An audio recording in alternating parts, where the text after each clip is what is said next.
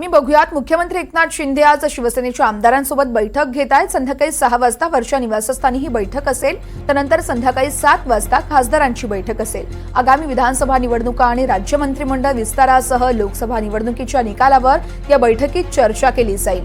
महाराष्ट्र विधानसभेच्या निवडणुका सप्टेंबर-ऑक्टोबर पर्यंत होणार आहेत। राज्य विधिमंडळाच्या पावसाळी अधिवेशन देखील आता 26 जून पासून सुरू होत आहे। त्याआधीच मंत्रिमंडळ विस्तार होणार असून काही महामंडळांचे वाटप देखील केलं जाईल। यावर यावेळेस चर्चा होऊ शकते। या संदर्भात अधिक माहिती जाणून घेऊयात। आमचे प्रतिनिधी देवेंद्र कोल्हटकर आपल्यासोबत फोन लाईनवरून जोडले जात आहेत। देवेंद्र, आपण पाहतोय एकीकडे ठाकरे गट देखील बैठकांचा जोर लावतो, तर इकडे शिंदेंनी देखील आज आमदार आणि खासदारांची बैठक बोलावली आहे। नेमकं काय चर्चा होऊ शकते या बैठकीमध्ये? वर्ष आपल्याला माहिती आहे की नुकताच लोकसभा निवडणुकीचा निकाल लागलेला आहे।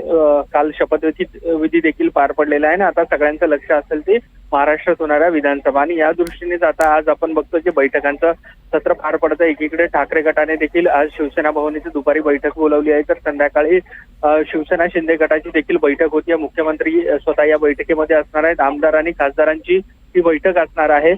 विधानसभा महत्वाची आहे, त्याचसोबत पावसाळी अधिवेशन, मंत्रिमंडळाचा विस्तार आणि ज्या पद्धतीची सध्याची राजकीय परिस्थिती आहे या अनुषंगी ही महत्वाची बैठक जी आहे ती सायंकाळी पार पडणार आहे। अगदीच या बैठकी संदर्भातले प्रत्येक अपडेट देवेंद्र तुमच्याकडून घेत राहू। तुर्तास धन्यवाद तुम्ही दिलेल्या सविस्तर माहितीसाठी।